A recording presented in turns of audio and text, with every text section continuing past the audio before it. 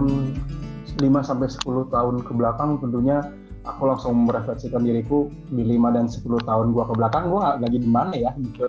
Aku selalu memposisikan ketika ditanya seperti itu. Pastinya banyak hal yang berubah jika dibanding dengan diriku 5 atau 10 tahun yang sebelumnya gitu yang lalu, karena pada perjalanan hidup aku masalah demi masalah, naik turun kehidupan, pastinya aku sebagai manusia juga alami gitu, pun dengan Aulia pun dengan teman-teman yang lain gitu ya. Banyak hal gitu yang terjadi dalam hidup kita, maupun yang kita rencanakan maupun yang kita tidak rencanakan gitu ya. Dan terjadi perubahan pada diri aku adalah ketika aku sudah mulai mengerti bagaimana pola manusia untuk bertumbuh dari apa yang aku lihat, dari apa yang aku rasakan, sampai aku di titik aku bisa apa yang harus dievaluasi gitu. Contohnya perubahan apa yang paling besar, tentunya sampai detik ini aku masih dealing with my anger gitu ya. Aku pemarah. Kalau aku melihat 5 tahun, 10 tahun yang lalu, mungkin aku akan melihat diriku sedang ngerusakin barang, mungkin banting-banting, mungkin banyak hal yang aku lakukan yang sifatnya menghancurkan gitu ya.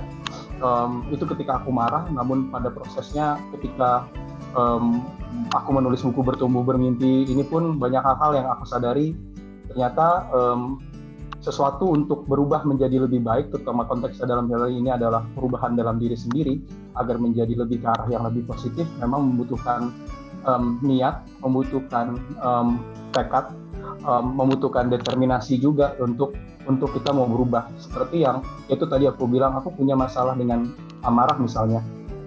Aku mulai berproses bagaimana caranya amarah ini bisa hilang, bagaimana amarah ini yang sifatnya menghancurkan tidak merusak atau tidak melukai hati orang-orang yang aku sayangi gitu ya.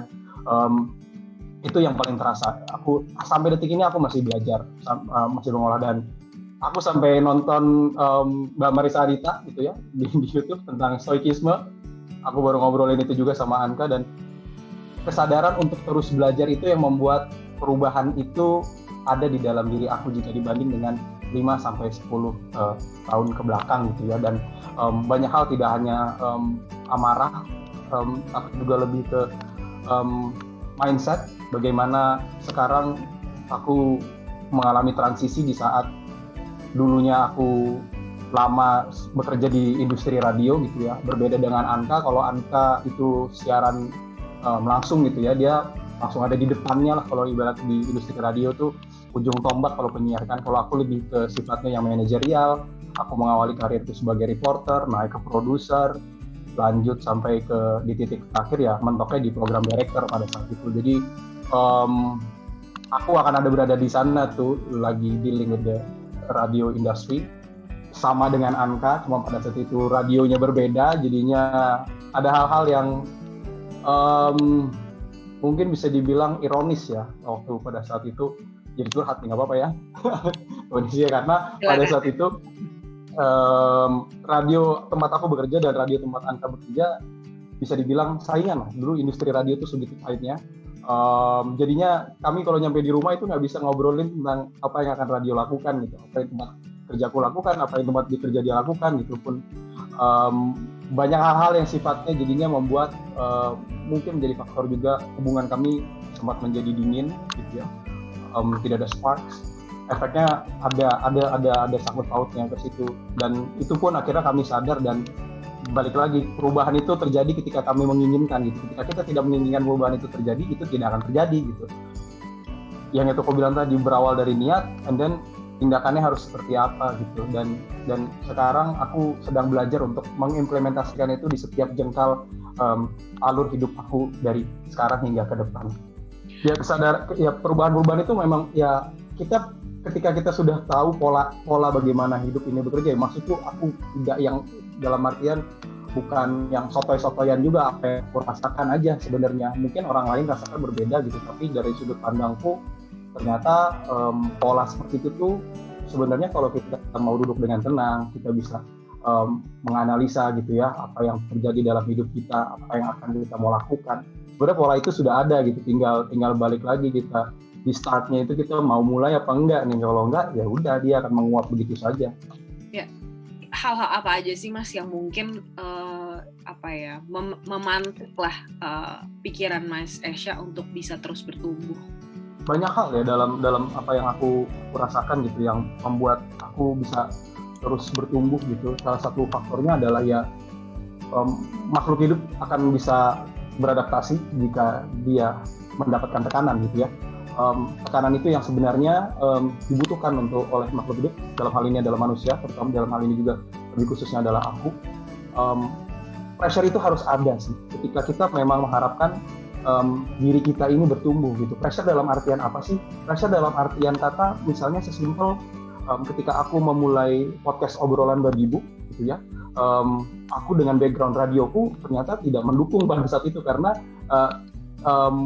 prosesnya kalau di industri dulu aku dengan bekerja di radio, aku sifatnya hanya bikin skrip, bikin alur cerita atau topik untuk penyiar bacakan, aku bikin skrip iklan gitu yang sifat-sifatnya lebih ke situ. Tapi ketika aku dan Anka nyemplung di podcast, ngedit audio, video itu pun aku benar-benar nggak ngerti sama sekali gitu ya, karena memang itu bukan lingkup pekerjaanku. Dan tekanan itu diberikan dengan cara ya kita lu mau nggak belajar ngedit gitu. Jadinya pada saat itu dengan laptop hanya 6 jutaan yang kadang ngeheng kadang enggak gitu ya, laptop Anka pada saat zaman dia ngurus skripsi kuliah dulu, karena pada saat itu juga aku sudah resign dari kantor, jadinya aku nggak punya laptop gitu, karena waktu itu laptop aku punya kantor.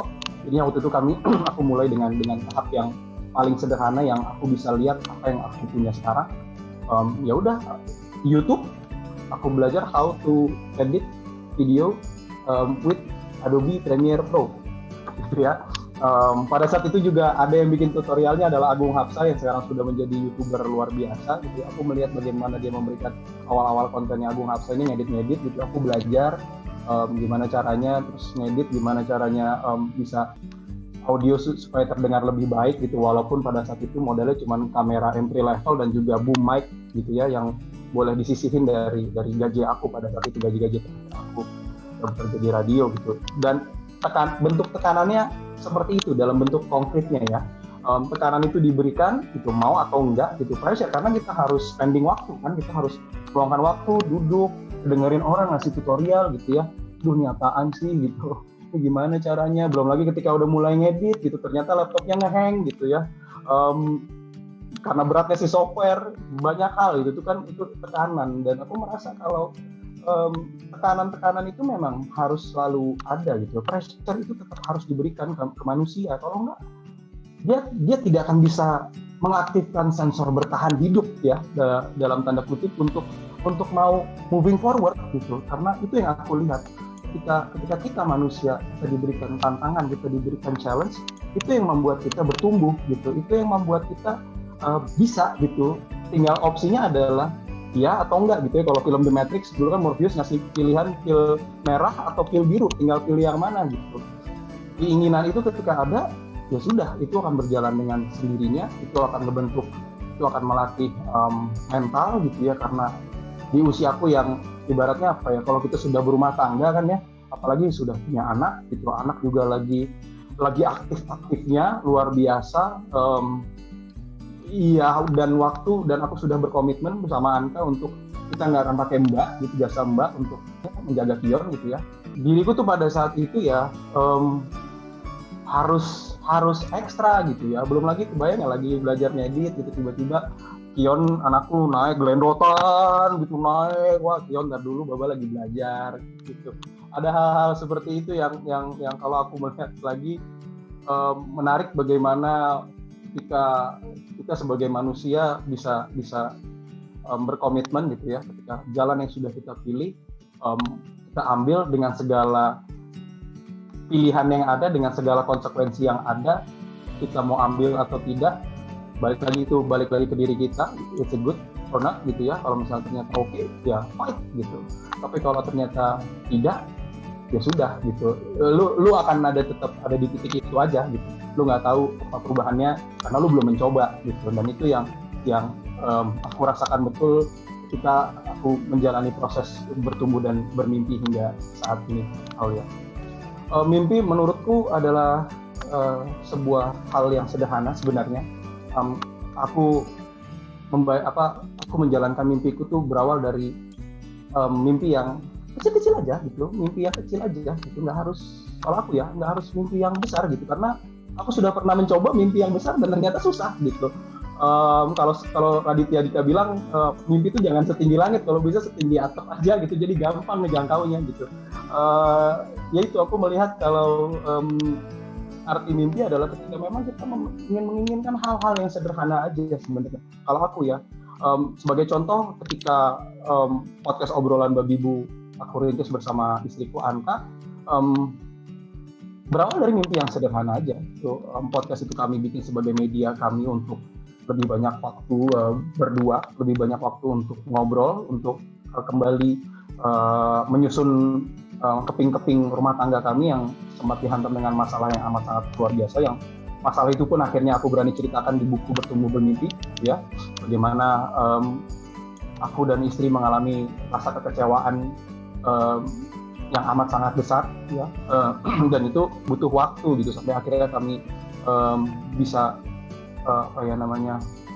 bersatu lagi, kami bisa dapetin chemistry kami lagi dengan podcast obrolan Babi Bu sebagai spektrum kami untuk ngobrol di tengah malam ketika anak kami yang sudah tidur. Jadi memang kami benar-benar berkomitmen pada saat itu, oke, sepakat kita setiap malam harus bikin paling tidak seminggu sekali deh, dengan paling nggak kita bisa jujur dengan diri kita satu sama lain, kita bisa membahas masalah-masalah yang mungkin aja pasangan lain pernah merasakan gitu. Jadi modalnya hanya sesimpel itu pada saat itu, berawal dari mimpi yang sederhana gitu. Dan ketika pada proses perjalanannya obrolan Babi Bu,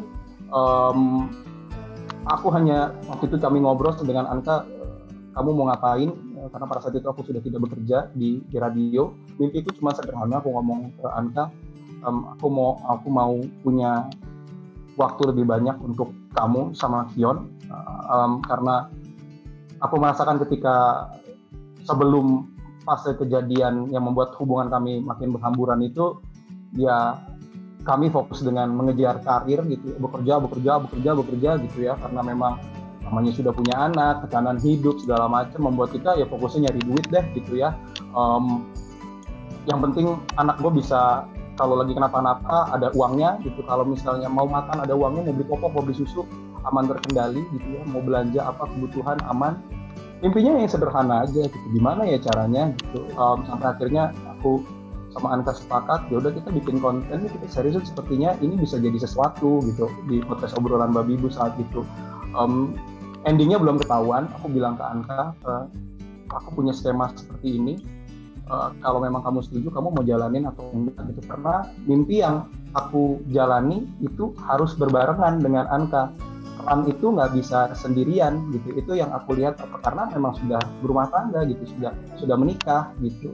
Kita mau A, tentunya harus nanya dulu ke pasangan kita, logikanya kan seperti itu ya. Realita kehidupannya, apalagi suami gitu, kalau dari sudut pandangku, mau beli yang kita bisa beli aja harus nanya dulu ke istri gitu, padahal uangnya uang kita. Nah, ya itu maksudku, mau beli sesuatu aja harus ada approval, jadinya mau ngapain sih gitu, udah cari duit aja gitu.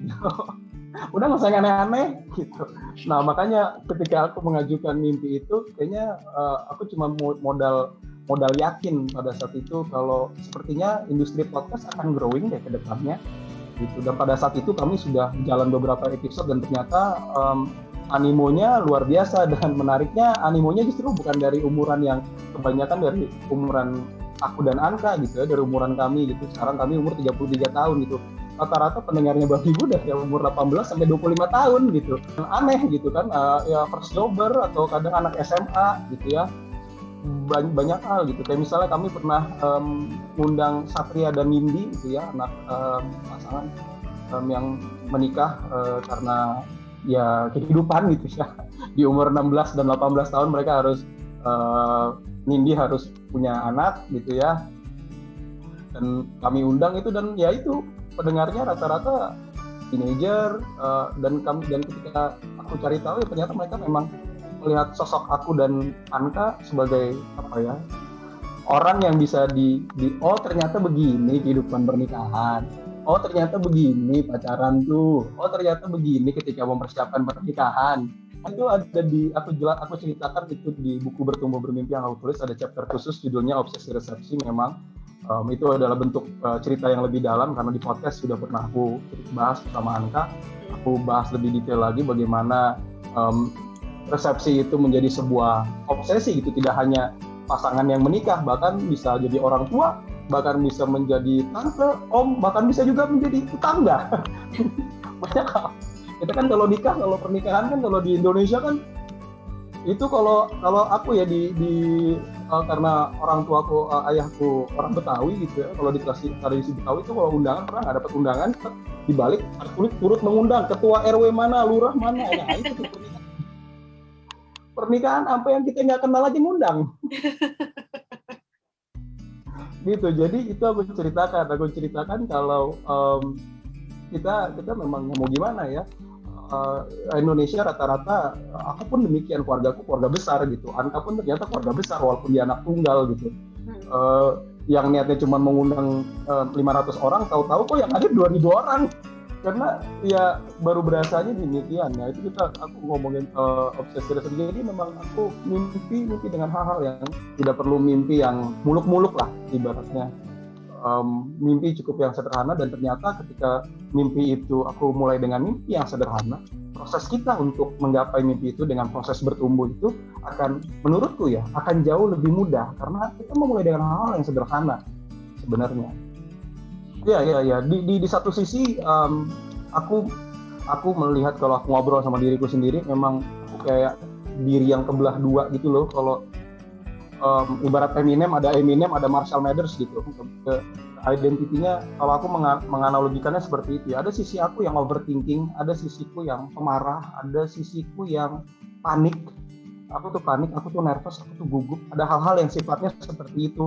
Dan itu yang membuat aku ketika memulai obrolan babi bu, ketika aku sudah komitmen sama Anka, oke, kita mulai ya, karena komitmennya tuh kayak gimana sih? Nah, ini yang harus aku jelasin ke kamu, Aulia. Komitmennya adalah di saat aku sama Anka fokus untuk bikin konten di digital, di YouTube, di Instagram, aku tidak bekerja. Kalau bayangkan tuh ternyata semu gitu, nggak ada itu. Aku merasa ada di titik itu. Aku sampai kayak mati aja kali ya, bunuh diri dalam pandangan Islam. Sesimpel itu.